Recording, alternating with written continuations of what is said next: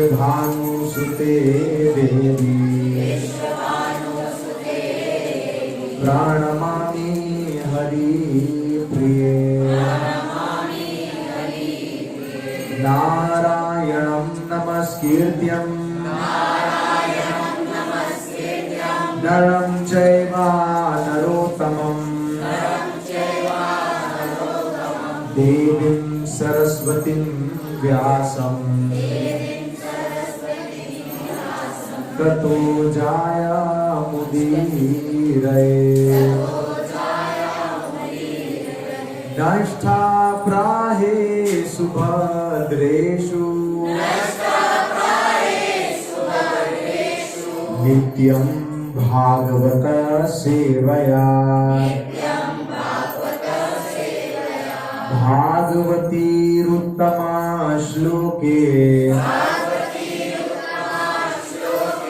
भक्तिर्भवती नैष्ठिकी। जय श्री कृष्ण चैतन्य प्रभु नित्यानंद श्री अद्वैता गदाधर श्रीवासदि गौर भक्त वृंदा। हरे कृष्णा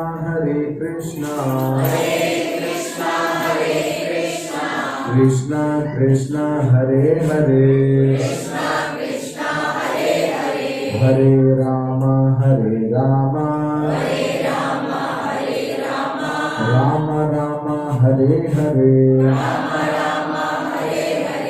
अनंत कोटि वैष्णव वृंद की जय। श्रीमद् भागवत कथा की जय।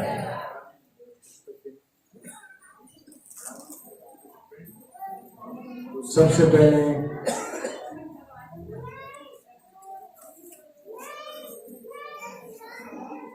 यहाँ पर उपस्थित सभी भक्तों को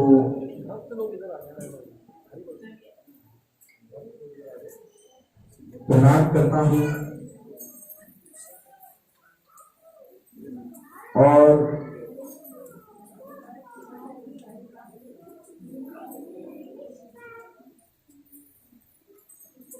जिन भक्तों ने ये प्रोग्राम अरेंज किया है उनको भी बहुत बहुत धन्यवाद कहता हूँ कि उन्होंने ये प्रोग्राम अरेंज किया है।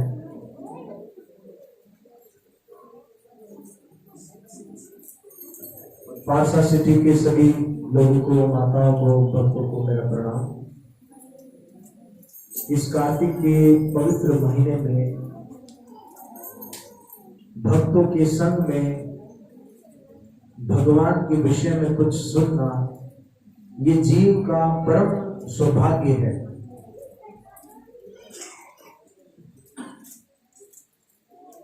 शास्त्रों का कथन है,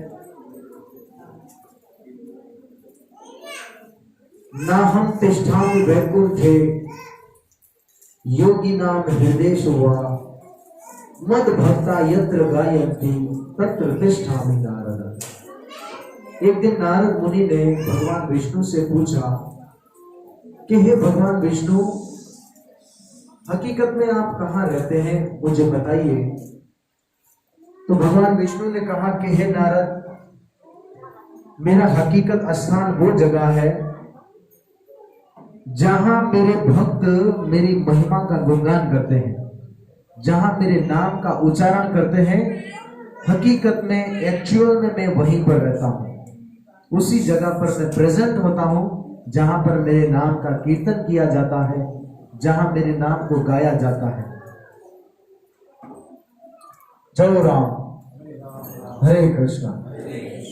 तो अगर भगवान के नाम को गाया जाता है, बोला जाता है, तो भगवान मौजूद होते हैं। तो श्रीमद् भागवतम के जैसे अभी श्रीमान गौरव प्रभु जी ने बताया कि इस कार्तिक के महीने में भगवान की ये मुख्य लीला, इस लीला को दामोदर लीला कहते हैं।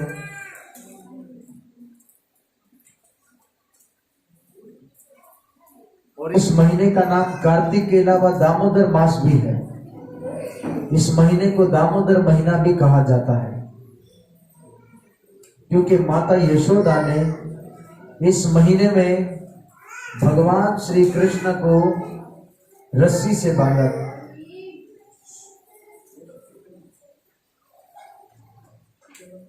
कोई व्यक्ति ये सोच सकता है कि भगवान को बांधा, वो कैसे भगवान हो सकते जिनको बांध दिया? वो कैसा भगवान हो सकता है जिसको भगवान ने जिसको बांध दिया जाए, वो भी रस्सी से बेरहमी से बांध दिया जाए और वो बंध जाए, तो वो कैसे भगवान हो सकते हैं? श्रीमद् भागवत की जो कथा है, जो उनके कहने वाले हैं, जो प्रवचन दे रहे हैं, उनका नाम है शुकदेव गोस्वामी। और शुकदेव गोस्वामी कोई साधारण व्यक्ति नहीं है। वो गोस्वामी है जिनकी इंद्रियां अपने वश में है। गो का मतलब है इंद्रिया, आंख, कान, नाक, जिभ, मुख, जनिंद्रिया जिनकी वश में हो उसे गोस्वामी कहा जाता है। जिनकी इंद्रियां जिसके वश में हो उसे गोस्वामी कहा जाता है। मोस्टली जो जीवों की पॉपुलेशन है वो गोस्वामियों की नहीं, गोदासों की है। गोदास वो होते हैं जो इंद्रियों के वश में होते हैं। जैसे आंख जो कहे वही करते हैं, मन जो कहे वही करते हैं, कान जो कहे वही करते हैं। जैसे कभी हमारी आंख कहे कह रहे अच्छी अच्छी स्त्रियों को देखना है, तो आंखों को कंट्रोल करने के बजाय उस आंखों का दुरुपयोग करना है। तो ये गोस्वामी के लक्षण नहीं है, गोदास के लक्षण है। और यदि इस कान को हरि कथा में न लगाकर कान कहे कि आज मेरे इच्छा हो रही है कि मैं दुनियावी ये गाना सुनूं, दुनियावी वो बातें सुनूं, तो इस कानों के कहे पर हम वो कार्य करने लगते हैं। इसका मतलब यह है कि कान हमारे वश में नहीं बल्कि हम उसके वश में। इन सब इंद्रियों के पीछे एक मैनेजर है। आप जितना भी स्टाफ देखते हैं, ऑफिस में जाते हैं, बैंक में जाते हैं, बहुत सारा स्टाफ होता है, लेकिन एक ऑफिसर होता है जिसका नाम होता है मैनेजर, जो मैनेज करता है इन सभी चीजों को। वर्कर तो बहुत सारे होते हैं ना, पर मैनेजर का एक सेपरेटली एक ऑफिस होता है। हमारी आंख का, हमारे कान का, हमारे नाक का, हमारे जुबान का, हमारे हाथ का एक मैनेजर है जो इसको मैनेज करता है। वो कौन है? पुरुष लोग बता सकते कौन है वो मैनेजर?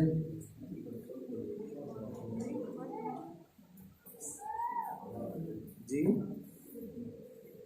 हमारा दिल, मन। हाँ, मन। हमारा जो मन है हमारी इंद्रियों का मैनेजर है। देखिए, कभी भी आज मुझे कुछ टेस्टी खाने का मन कर रहा है, तो खाएंगे तो जुबान से, टेस्ट तो जुबान लेती है। मैं क्या कहता हूं? आज मेरा मन कर रहा है कि मैं पकोड़े खाऊं। अरे खाएंगे तो जुबान से, मन क्यों कर रहा है? अच्छा चले, जुबान की बात छोड़े, कान की बात है। आज मेरा मन कर रहा है कि पुराने गाने लगाओ, मैं सुनना चाहता हूं। आज दुखी मन है तो सैड सॉन्ग लगाओ, या आज दिल में बड़ी खुशी है तो खुशी के गाने लगाओ। अरे सुनना कान से, तो मन क्यों करता है? आज मेरा मन करता है कि आज मैं चमेली का इत्र नहीं लगाऊं, बल्कि आज मैं मोगरा का इत्र लगाऊं। अरे सुगंध नाक को लेनी है तो मन क्यों करता है ना? आज मेरा मन करता है कि मैं नाचूं, आज मेरा मन करता है मैं यहां जाऊं, मैं वहां जाऊं। जाना तो पैर से है, लेकिन सब जगह एक ही व्यक्ति का नाम लिया जाता है, मन। मन। और ये मन इस बॉडी के पीछे एक और बॉडी है जिसे ट्रांसपेरेंट बॉडी कहते हैं, ना दिखने वाली। उसे शास्त्रों की लैंग्वेज में सूक्ष्म बॉडी कहते हैं। सूक्ष्म का मतलब है वो चीज जो इस आंखों से डायरेक्टली नहीं देखी जा सकती। कोई व्यक्ति कहेंगे क्यों नहीं देखी जाती जब इसी के अंदर है तो, अरे इसी के अंदर तो ब्लड भी है और ब्लड के अंदर बहुत सारे सेल भी है, तो उसे देखने के लिए जब माइक्रोस्कोप की जरूरत पड़ती है तो फिर इस सूक्ष्म शरीर को देखने के लिए कोई रूहानी चक्षु की नजर पड़ेगी कि नहीं पड़ेगी। तो हर एक चीज को हमें समझना चाहिए। अपनी बुद्धि से किसी चीज को नहीं समझ सकते, उसके लिए एक स्पेशल क्लास होती है। हर चीज को अगर समझना, एक कुकिंग करनी है तो कुकिंग के लिए हमें, जवान लड़की होती है तो वो अपनी माँ से सीखती है, माँ उसे सिखाती, बेटा ऐसे सीखना, ऐसे पकाना, ऐसे पकाना। कोई बिजनेस करना बच्चा सीखता है अपने पिता से, अपने भाई से, कोई सुपीरियर से सीखता है, किसी के अंडर ऑब्जर्वेशन में रहकर वो सीखता है। इसीलिए भक्ति तत्व अपने मन को भगवान की सेवा में लगाने के लिए एक प्रोसेस है। उस प्रोसेस को साधु अपने जीवन में पहले अप्लाई करते हैं, पहले वो टेस्ट करते हैं, पहले रिसर्च करते हैं। जैसे कोविड-19 की अभी तक मेडिसिन आ गई है, नहीं आई, रिसर्च हो रही है ना, रिसर्च हो रही है। लगभग 90% हो गई, 10% अभी हो रहा है। अगर वो 10% पूरा हो जाता है तो वो मार्केट में आ जाएगी। तो रिसर्च की जाती, तो कुछ शास्त्रों में विधियां बताई गई है। एकांत में जाकर ऐसे बैठ जाओ मन को वश में करने के लिए। कई संतों ने ये किया, रिसर्च की। पहले लोगों पर रिसर्च होती है, पहले सेपरेटली रिसर्च होती है खुद पर, है ना, जो चीज बनाई गई तो रिसर्च की जाती है। तो इसी तरह जो शास्त्रों में प्रोसेस बताए गए, एकांत जगह में जाकर बैठ जाना, भगवान ने ये कहा मन को वश में करने का ये भी तरीका है। अर्जुन ने कहा सॉरी भगवान। देखिए अर्जुन इतना इनोसेंट भक्त था, उन्होंने जो नहीं कर सकते थे उन्होंने एक्सेप्ट किया कि भगवान मैं माफी चाहता हूं, मैं ठहरा अर्जुन, मैं यहां वहां घूमने फिरने वाला, मैं साधु तो हूं नहीं कि एक जगह बैठ जाऊं, और आपके कहने पर अगर एक जगह मैं बैठ भी जाऊं तो मैं इतना कॉन्फिडेंस से कहता हूं कि मेरे बाणों में इतनी शक्ति है कि मैं हवा को कंट्रोल कर लूं, लेकिन मैं अपने मन को कंट्रोल नहीं कर सकता हूं, क्योंकि मैं ऐसे बैठता हूं मन में पता नहीं कितने विचार आते हैं।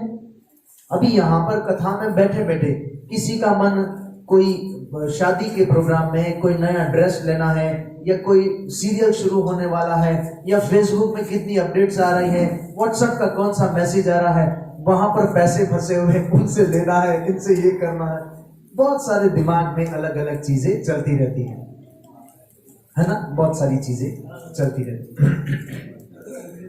तो अर्जुन ने कहा प्रभु मैं क्षमा चाहता हूं, ये मुझसे नहीं हो सकेगा मन को एक जगह पर बैठने के लिए। फिर भगवान ने इतना अच्छा बेहतरीन उपाय बताया। आज की स्थिति को देखते हुए भगवान ने कहा कि अगर तुम एकांत में बैठकर अपने मन को वश में नहीं कर सकते हो तो मेरे लिए कुछ करो, मेरे लिए कुछ करो। देखिए भगवान के लिए हमें कुछ करने की जरूरत नहीं है। भगवान के पास ऐसा नहीं कि कोई चीजों की कमी है, फ्रूट की भगवान को कमी है, भगवान आपको वहां फ्रूट नहीं मिलता ना, हम आपको एप्पल देंगे, भगवान आप अपना आयरन पूरा करिए एप्पल, ऐसा नहीं। भगवान तो ये हमें सब दे रहे हैं। आज कोई फैक्ट्री आपने देखी है जो एक एप्पल भी बना सके? कोई ऐसी कंपनी देखी है जो एक रियल में एप्पल को छोड़ दीजिए, इतना छोटा सा सरसों का बीज, ऐसी कोई कंपनी देखिए जो बना सके? नट बोल्ट बना सकती है, दूसरी आर्टिफिशियल चीजें बना सकती है कंपनियां, फैक्ट्रियां, लेकिन कोई भी ऐसी ओरिजिनल चीज जो हमारे लिए, हमारी सेहत के लिए अच्छी हो, और कोई नहीं बना सकता। बल्कि जो इंसान बनाता जाता है उसमें 2 नंबर का काम ज्यादा करता है। भगवान ओरिजिनल चीज देते हैं, ओरिजिनल फ्रूट देते हैं। अब इंसान ने देखा ओ इस फ्रूट का रंग अच्छा नहीं, आर्टिफिशियल रंग चढ़ा दिया। वो रंग अगर हम खाएंगे तो हमारे बॉडी में उसका नुकसानदेह है। भगवान ने जो हमारे लिए प्लानिंग की है वो बेस्ट प्लानिंग है। उसमें नो डाउट वो बेस्ट प्लानिंग है। आप देखिए, अपने पीछे चले जाइए, हमारे दादा परदादा वो सब नेचुरल रहने वाले थे। आज तो हम ज्यादा मॉडर्नाइज हो गए, लेकिन वो सब नेचुरल रहने वाले थे। वो सब नेचुरल ओरिजिनल घी खाते थे, काम भी ज्यादा खुद करते थे, और माताएं खुद घर का काम करते थे। वो उखल होता था, वो मसाला पीसने काम भी खुद करते थे। हालांकि नौकर चाकर सब होने के बावजूद खुद ये सब काम करते थे, और सब नेचुरल चीजें, ये आर्टिफिशियल चीजें नहीं। लेकिन आजकल आर्टिफिशियल दौर हो गया। तो भगवान की प्लानिंग हमारे लिए बेस्ट प्लानिंग है, और भगवान जो चीजें हमें दे रहे हैं वो कोई व्यक्ति नहीं दे सकता है। कोई व्यक्ति कितने नारे लगाए, मैं आपको ये दूंगा, मैं आपको वो दूंगा, मैं ऐसे कर दूंगा, मैं वैसे कर दूंगा, सब झूठ है। जो भगवान को हमें देना है वही दे सकते हैं। इसीलिए कहते हैं कि एक अभी मैंने भजन गाया, पित मात स्वामी सखा हमारे, आप ही हमारे पित है। पित मतलब पिता, आप ही हमारी माता है। अगर मेरा कोई सच्चा सखा है, अगर कोई मेरा बेस्ट फ्रेंड है, मेरा कोई वेल विशर है, तो हे नाथ केवल आप हैं, दूसरा कोई नहीं है।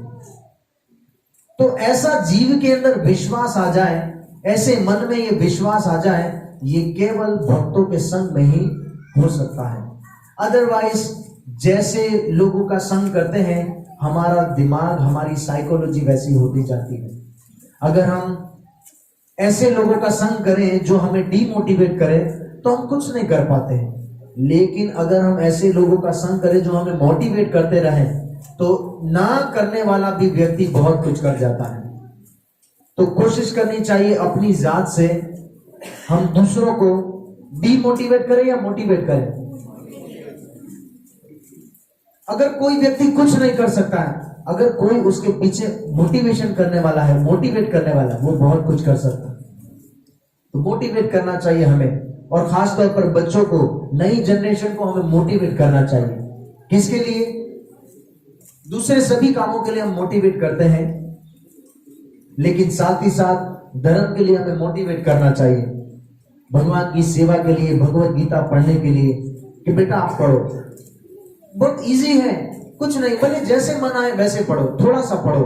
जरूरी नहीं है कि बहुत पूरा पढ़ना है, बहुत डिटेल से पढ़ना है, थोड़ा पढ़ो, थोड़ा बैठ के भगवान का नाम लो, ऐसे मोटिवेट करना चाहिए। तो जैसे आहिस्ता आहिस्ता मोटिवेशन, वो भगवान की भक्ति में भी आगे बढ़ते हैं।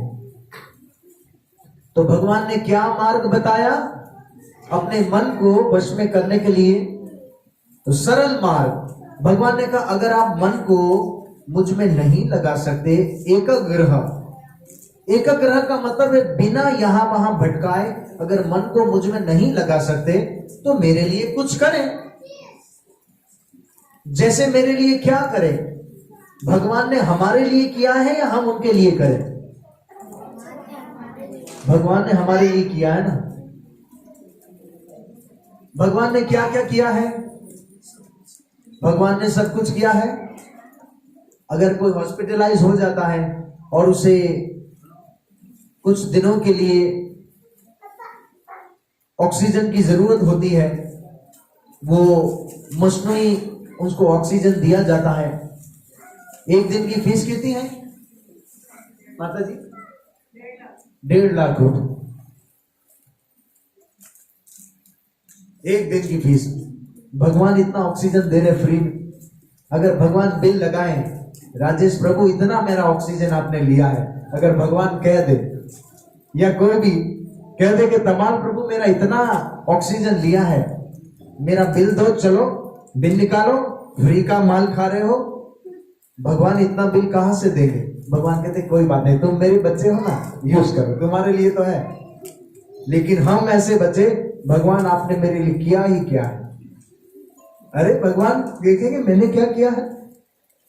जब तुम माता के गर्भ में थे तो 9 महीने तक मैं तुम्हारा वहां पर पोषण कर रहा था, और तुम्हारे आने से पहले सारी व्यवस्था कर दी। तुम्हें तो होश भी नहीं था, मैंने माता के स्तनों में दूध भी तुम्हारे लिए डाला था मैंने, और तुम कहते हो क्या किया? सभी उसी ने तो किया है। तो इसीलिए कहा जाता है वो जितना हमारा वेल विशर है और कोई नहीं। इसीलिए मेरी आपसे प्रार्थना है, रिक्वेस्ट है, अच्छा है दोस्ती करिए, दुनिया में मौज भी करें, लेकिन अपने मन को कोशिश करें उसी में लगाएं जो उसका हकदार है, अपने दिल को। क्योंकि अगर दिल यहां वहां एरे गेरे पर लगा दिया तो आखिरी में सिर्फ और सिर्फ ब्रोकन हार्ट, दिल क्या हो जाएगा, दिल तो टूट गया। फिर कहेंगे, गाने सुनते रहेंगे दुखी, दिल तो टूट गया माना। अरे तो दिल ऐसी जगह लगाया ही क्यों जो दिल की कदर नहीं जानता है? ऐसी जगह दिल लगाइए जो दिल की कदर जानता है। आप उसको भूल भी जाएंगे ना एक फूल अर्पण करके, लेकिन वो नहीं भूलेगा कि इसने मुझे भूल दिया था। लेकिन संसार के लिए आप कितना कुछ कर दीजिए, वो आखिरकार आपको क्या कहेंगे कि मेरे लिए किया ही क्या है। जैसे हमने भगवान को कह दिया तो हम दूसरों को भी कह सकते हैं कि तुमने मेरे लिए क्या किया।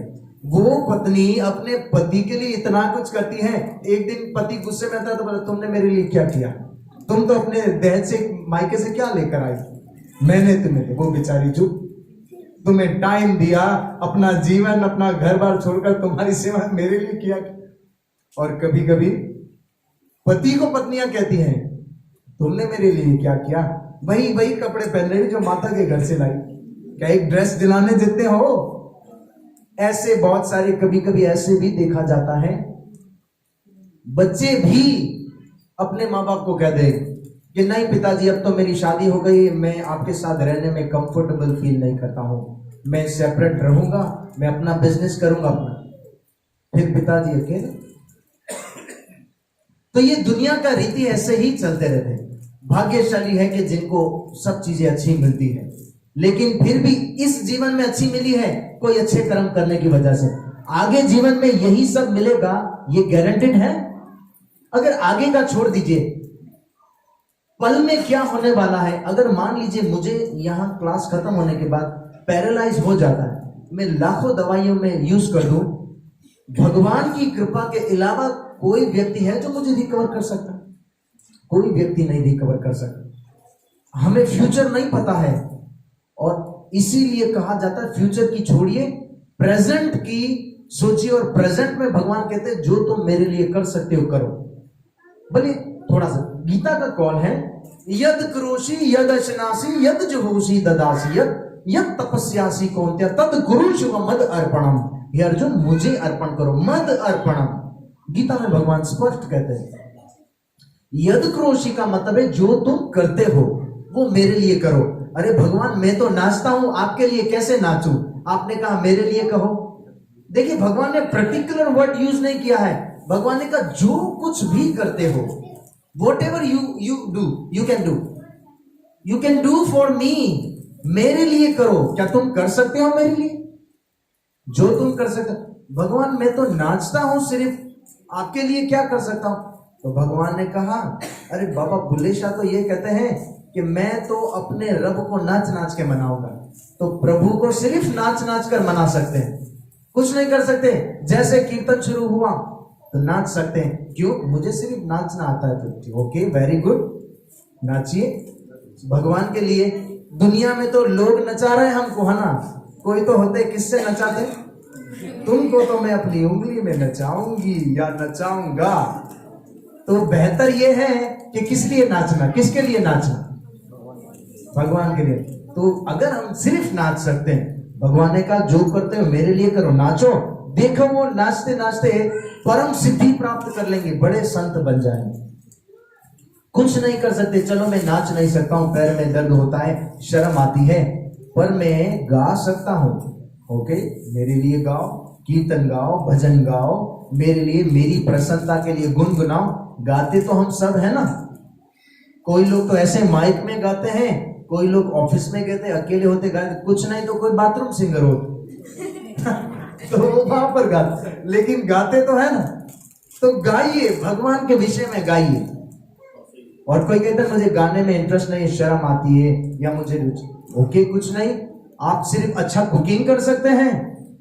भगवान ने कहा ठीक है, अगर कुकिंग कर सकते हैं तो ठाकुर जी का फोटो रखिए, कृष्ण जी का फोटो रखिए, राधा रानी का, सीताराम जी का, भगवान के अलग अलग अवतार है, सत्यनारायण का, लक्ष्मी नारायण का फोटो रखिए और भगवान को कहिए भगवान आज मैं आपके लिए ये चीज बनाऊंगी, और भगवान को भोग लगाइए, तुलसी का पत्ता रखिए, भगवान को कहिए प्रभु आपके लिए बनाया, प्लीज इसको एक्सेप्ट करें। भगवान हमारा ऐसा नहीं कि भगवान सब खा जाएंगे और हम कहें भगवान सब खा गए अब मैं क्या खाऊं, नहीं, भगवान तो भाव हमारा खाते हैं, प्रेम खाते हैं। एक पिताजी है, स्ट्रॉबेरी का मौसम आया, रास्ते से आ रहे थे, देखा अच्छा स्ट्रॉबेरी है, उसने खरीदा, अपने बच्चे को दिया कि बेटा ये स्ट्रॉबेरी खाओ। उसके बेटे ने क्या किया, वॉश किया और बोला पिताजी नहीं पहले आप खाओ। बोला नहीं बेटा मुझे नहीं खाना, आप खाओ। नहीं पिताजी पहले थोड़ा सा आप खाओ फिर मैं खाऊं। पिता की क्या फीलिंग होगी अगर आपका बेटा आपकी बेटी खुद खाने से पहले आप लोग नहीं पिता प्लीज आप खाओ, पिता के मन में क्या होगा, आप सच सच बताइए, माँ के मन में क्या होगा? उसके मन में ऑटोमेटिक है मेरा प्यारा बेटा कितना मेरी दिख रहा है ना। हालांकि पिताजी उसी के लिए लाए हैं, भगवान ने ये सब चीजें हमारे लिए ही दी है, लेकिन अगर हम यूज करने से पहले अगर उसको अर्पण कर दे, ऑफर करते हैं, तो वो भगवान बड़े प्रसन्न होते हैं। और भगवान यही चाहते हैं कि हर वक्त मुझे याद रखो। तो हम कुछ भी करें, चाहे कुकिंग करें, अच्छा ये भी नहीं कर सकते हैं तो अगर हम अच्छा बिजनेस कर सकते हैं, सिर्फ भगवान मैं तो बिजनेस कर सकता हूं, 1 का 2, 2 का 4, 4 का 5 कर सकता हूं, ओके ठीक है। तो हमें बिजनेस करना चाहिए अच्छे से, और जो पैसे आते हैं अपने ऊपर लगाइए, 90% अपने ऊपर लगाइए। भगवान ये भी नहीं करे 50%, 90% अपने ऊपर लगाइए। 10% अपनी मेहनत की कमाई में से भगवान की कथा कीर्तन को बढ़ाने के लिए, जिसमें लोगों का सबसे अच्छा हित है, ऐसा प्रोग्राम अरेंज कर सकते हैं, या कोई ऐसी मंदिर की व्यवस्था, या कुछ भी भगवान के लिए प्रसाद दे देना, या कुछ भी रूहानी एक्टिविटी में लगा, ये बहुत अच्छा है। और अगर हम ये भी नहीं कर सकते, हम अच्छा कमा नहीं सकते हैं, हम डिजाइनर हैं और हम कपड़े अच्छे डिजाइन कर सकते हैं, वेरी गुड, इस टैलेंट को खुद भी डिजाइन करें, अच्छे हैं वो करते रहिए। भगवान को अच्छा अच्छा ड्रेस पहनाया जाता है, भगवान के मंदिर में जो विग्रह स्थापित होती है उसको अच्छे अच्छे ड्रेस पहनाया जाता है। भगवान के लिए अच्छा अच्छा ड्रेसिंग का डिजाइन बनाइए और भगवान को ये डिजाइन का ड्रेस मेरी तरफ से। तो अपने टैलेंट को भगवान की सेवा में हम किसी भी तरीके से लगा सकते हैं। और अगर हम बिल्कुल नकारे हैं, कुछ नहीं कर सकते हैं, बोला भाई मुझे तो सिर्फ बातें करना आती है, तो ये बहुत अच्छा है, बातें करिए। गीता में तो भगवान कहते हैं, भगवान कह रहे हैं कि मेरे बारे में बोलो, जितना हो सकता है मेरे बारे में बोलो। अच्छा है, बातें करिए, जिस किसी से भी बातें करते हैं, फजूल की बातें करने से अच्छा है कि चुप रहें, और चुप रहने से अच्छा है भगवान के विषय में बातें करें, उसमें उस व्यक्ति का भी फायदा और मेरा भी फायदा, तो अच्छा है भगवान के विषय में बोल। तो भगवान ने कहा अगर कुछ नहीं कर सकते, अपने मन को मुझ में नहीं लगा सकते हो तो मेरे लिए कुछ करो, कुछ भी जो हम कर सकते हैं।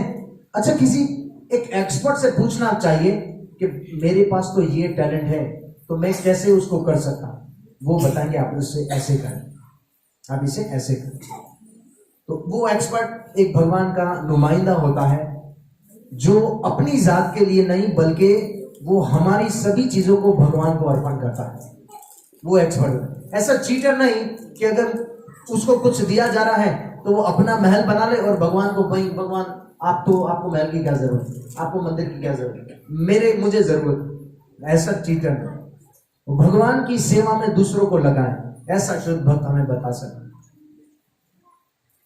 तो भगवान यहाँ पर इस पूरे श्लोक में यही कहते हैं, तो तुम जो दान देते हो वो मेरे लिए करो, जो तुम तपस्या करते हो। हम सब तपस्या करते हैं कुछ ना कुछ, कोई उपवास करते हैं, कोई सुबह सवेरे जल्दी उठते हैं, कोई अपने बच्चों के लिए कड़ी मेहनत करते हैं, उसे तपस्या कहते हैं। जो ना चाहते हुए भी हमें स्ट्रगल करना पड़ता है उसे क्या कहते हैं? शास्त्रों की लैंग्वेज में स्ट्रगल को क्या कहते हैं? तपस्या। जैसे 1 घंटा बैठना यहां पर मुश्किल है, स्ट्रगल करके बैठना पड़ेगा। किसके साथ? मन के साथ। मन यहां वहां कहेगा अरे अभी जल्दी जल्दी खत्म हम भागे। स्ट्रगल करके बैठना पड़ेगा। इसे भी तपस्या कहते हैं। तो भगवान कहते हैं यद तपस्यासी कौन थे आप, हे कुंती पुत्र, जो तुम तपस्या करते हो वो भी मेरे लिए करो। देखिए इतना क्लियर गीता में भगवान ने बताया है, इसीलिए गीता को पढ़ना चाहिए, सुनना चाहिए। 8:40 हो रहे हैं, 10 मिनट हम और लेंगे, फिर दीप पूजा करेंगे। तो 10 मिनट की मैं ये कार्तिक के महीने की जो विशेष लीला है, माता यशोदा कृष्ण को बांध रही है, 10 मिनट अब इस पर चर्चा करेंगे। एक दिन दिवाली का दिन था द्वापर में, क्योंकि भगवान कृष्ण की जो लीला हुई है वो द्वापर में हुई। 4 युग है, सतयुग, त्रेता युग, द्वापर युग और कलियुग। अभी जो युग है वो कलियुग है। इस कलियुग की उम्र है 4,32,000 साल, और इसमें इंसानों को जो टाइम पीरियड दिया गया वो 100 साल। तो द्वापर युग में लोग जीते थे 1,000 साल, और त्रेता में लोग 1,00,000 साल जीते थे। तो 10% लेस होता गया, अब 10% सिर्फ रह गया है, सिर्फ 100 साल।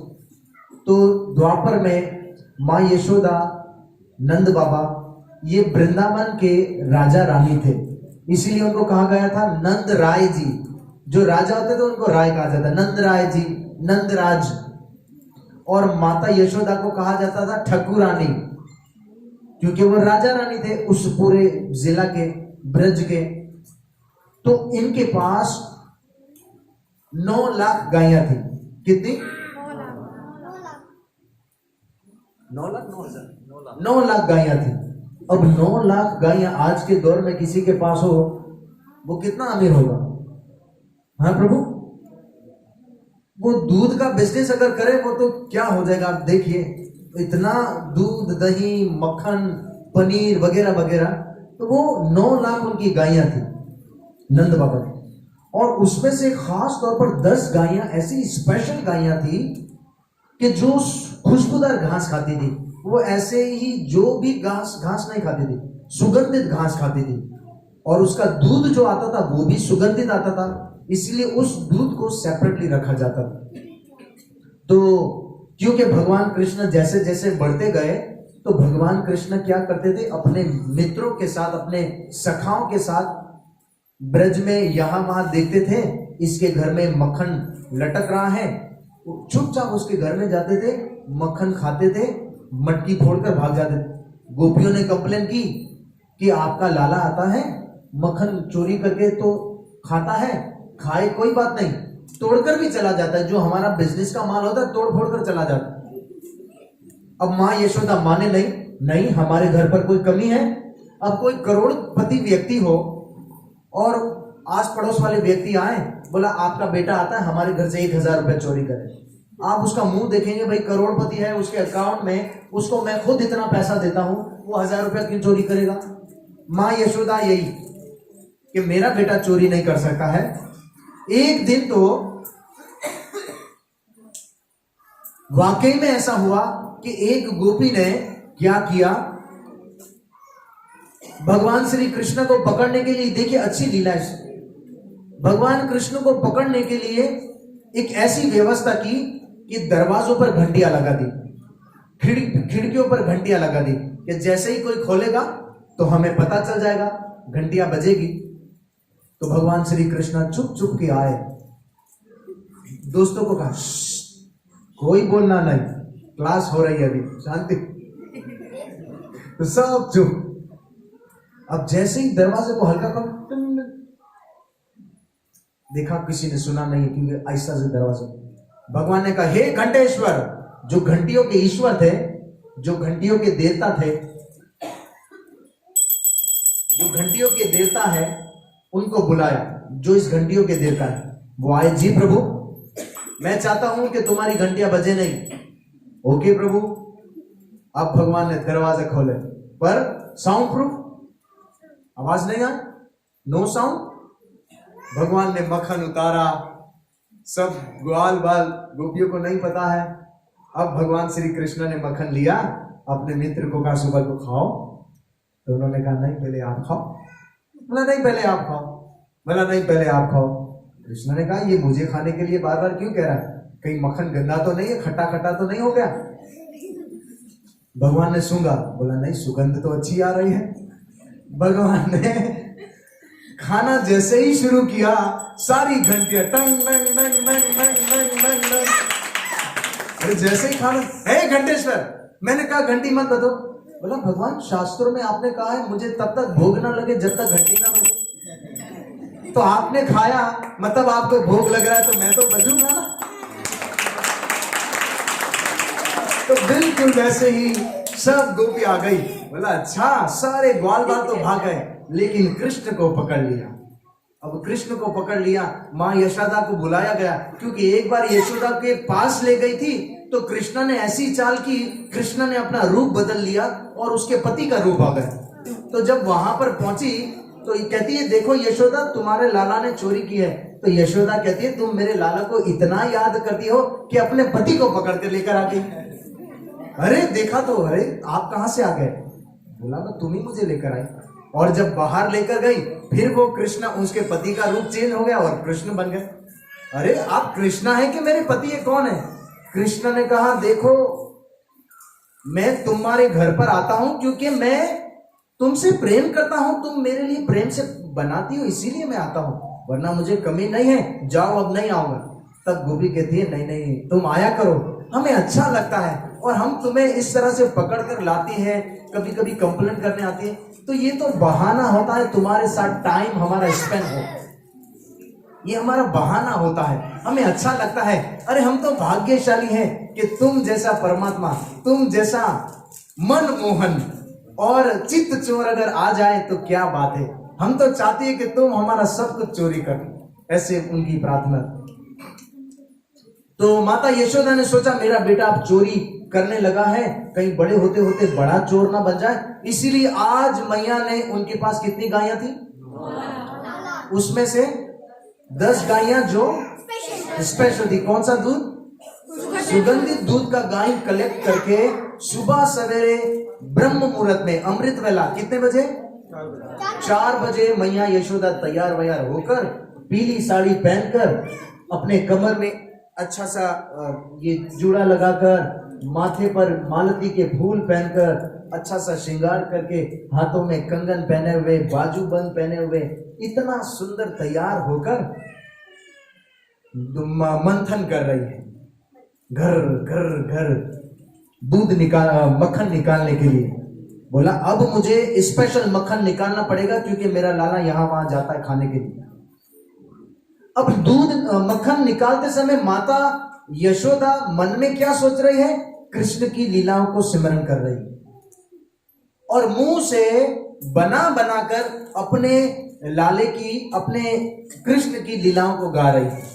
जैसे अभी भी ऐसा होता है ना, कुछ चीजों को याद रखने के लिए हम बना बना कर गाते हैं। जैसे मान लीजिए मैं बनाता हूं, आज डाडी सुठी सत्संग थी वही, हिते डाढ़ा मानू बची लिया, ऐसे मैं मिसाल दे रहा हूं, समझ रहे हैं? तो इस तरह मैया यशोदा बना बनाकर कृष्ण की जो लीला हो गई थी, मुझे तो अच्छा बनाना नहीं है, मैं तो कंपोजर नहीं हूं, वो तो इतना अच्छा अच्छा बना बना कर गा रही थी। मन में कृष्ण के विषय में सोच रही है, मुख से गा रही है और शरीर से सेवा कर रही है। मन और शरीर और वाणी तीनों कृष्ण की सेवा में। और कृष्ण आए, कृष्ण सो रहे थे, आंखें मलते मलते आए, मैया मुझे भूख लगी है, पहले दूध पिलाओ। मैया ने गोद में लिया, अपने स्तनों को उसके मुंह में डाला। अब सेवा करते करते मैया अपनी टेढ़ी निगाहों से बार बार कृष्ण को देख रही है कि कितना सुंदर लग रहा है और मुस्कुरा रही। अचानक यशोदा मैया को याद आया कि अरे मैंने चूल्हे पर तो दूध रखा है और भी बॉईल होने के लिए, अगर ज्यादा देर तक बॉईल होता है तो क्या होता है, दूध उबल कर गिरेगा। कृष्ण को फौरन हटाया, दूध को बचाना था। और कृष्ण का अभी कृष्ण पूरी तरीके से, उनकी भूख मिटी भी नहीं थी। दूध को बचाने के लिए माता यशोदा गई और कृष्ण रोने लगे और कहने लगे, माँ का पहला फर्ज है बच्चे की भूख को देखना, और मेरी भूख को नजरअंदाज करके वो दूसरा काम करने के लिए गई। कृष्ण को गुस्सा आ रहा था, और गुस्से में कृष्ण क्या कर रहे थे, जैसे कभी कभी हमको गुस्सा आता है सबको, तो गुस्से में क्या करते हैं, आंखें लाल लाल हो जाती और ऐसे करते हैं, अपने होठों को दबाते हैं। कृष्ण ने ऐसे किया, अपने होठों को दबाया, लाल लाल हो गए, और वहां पर एक कंकर पड़ा हुआ था, उस कंकर को जोर से मारा। वो मटकी जिसको इतना मेहनत से मंथन करके मक्खन निकाले थी, वो फूट गई, और कृष्ण जो मक्खन बना था उठाकर उसी के ऊपर चलकर एक कमरे में चुपचाप जाकर उखल पड़ी हुई थी। उखल क्या कहते हैं उसको? अदम दस्ता नहीं, अलम दस्ता। अलम दस्ता मैं नहीं कह रहा हूं, वो तो पीसने वाला होता है, वो नहीं, कूटने वाला। लेकिन पहले के टाइम पर इतना बड़े बड़े होते थे ना, आज तो कोई एक्सरसाइज नहीं, एक बटन दबाओ, ग्राइंडर मशीन है। उस समय तो खुद मेहनत करनी पड़ती थी।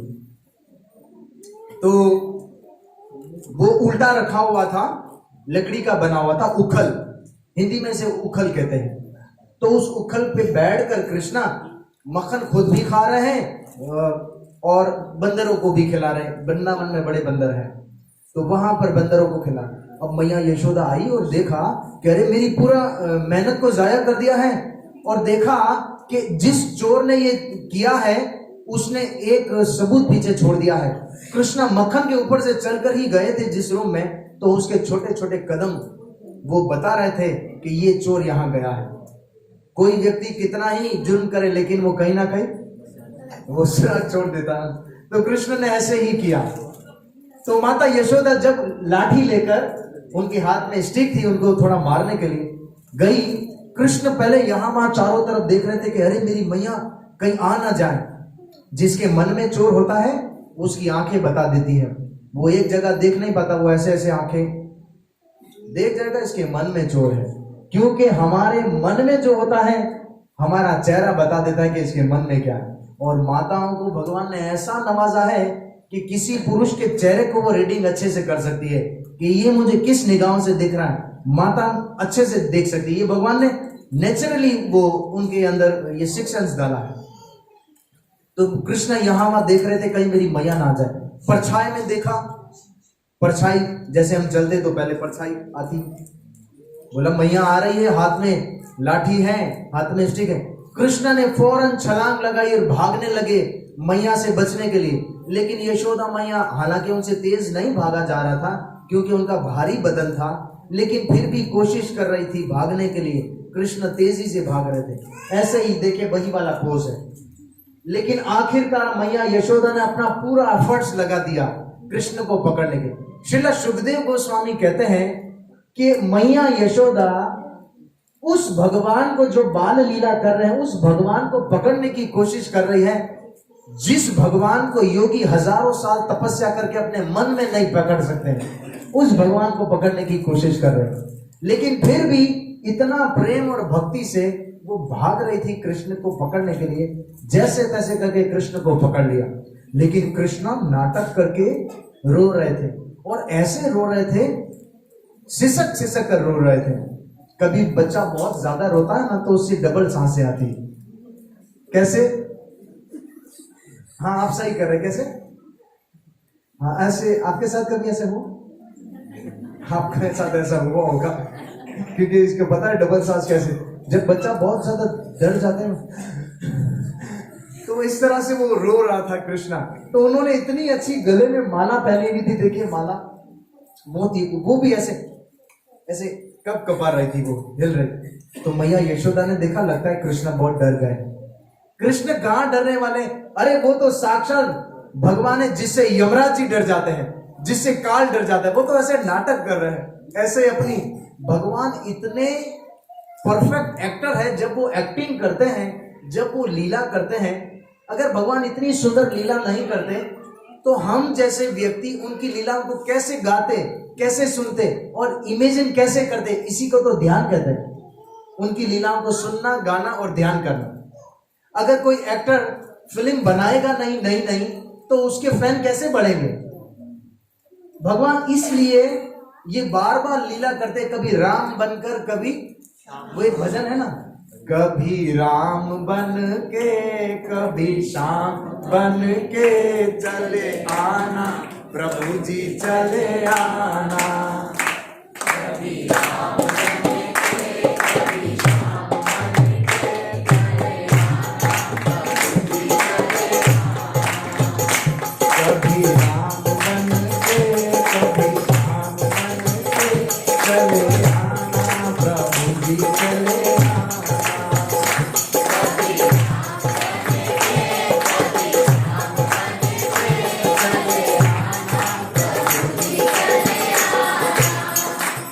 तो इस तरह से भगवान तो कहते मैं तो चला आऊंगा, पर मेरी लीला को देखोगे सुनोगे तो आऊंगा। तो भगवान आते हैं हर युग में, वो अपनी अलग अलग लीला करते हैं, क्योंकि नेचुरली हमारा जो मन है या हम हैं, उसे कुछ सुनने को चाहिए। बचपन में माँ क्या सुनाती है? सुनाती क्यों है, दिखाती क्यों नहीं है? दिखाती क्यों नहीं है, सुनाती है। जब सुनाती है तब बच्चा सो जाना, तब वो सो, या कोई ना कोई स्टोरी, पापा नहीं सुनाओ ना, अपने पापा को कहते हैं बच्चा कुछ सुनाओ ना, वो सुनता है। सुनने का जो भाव है नेचुरली हमारे अंदर है, लेकिन वो भागवत सुनने का, कथा सुनने का भाव है, लेकिन दुनिया में अगर हम दूसरी तीसरी चीजें सुनने में लगे, इसीलिए तो सेटिस्फेक्शन नहीं मिलता। अगर आप भगवान की कथाएं सुनना शुरू कर दीजिए, मैं गारंटीड कहता हूं आपको इतना सेटिस्फेक्शन मिलेगा। मन में कोई व्यक्ति ऐसा कहेगा, हाँ आज ऐसा लग रहा है कि आज वही प्यास बुझ रही है जिसकी हजारों सालों से जिसकी तड़प है। ये भगवान की कथा ऐसी है, क्योंकि वही तो हमारी तड़प को शांत करने वाला है। गोपियां कहती है तावा कथामृतम तप्त जीवनम कविभिरीदितम कल्मषापहम। गोपी गीत में ये बड़ा फेमस श्लोक है, जिसमें कहते हैं हे प्रभु तावा कथा अमृतम, आपकी कथा अमृत के समान है। जो हमारा जीवन तप रहा है टेंशनों में, डिप्रेशन में और आदि देवी आदि भौतिक आदि आध्यात्मिक, लेकिन आपकी कथाओं को सुनकर हमारे जीवन में अमृत की तरह आनंद आता है।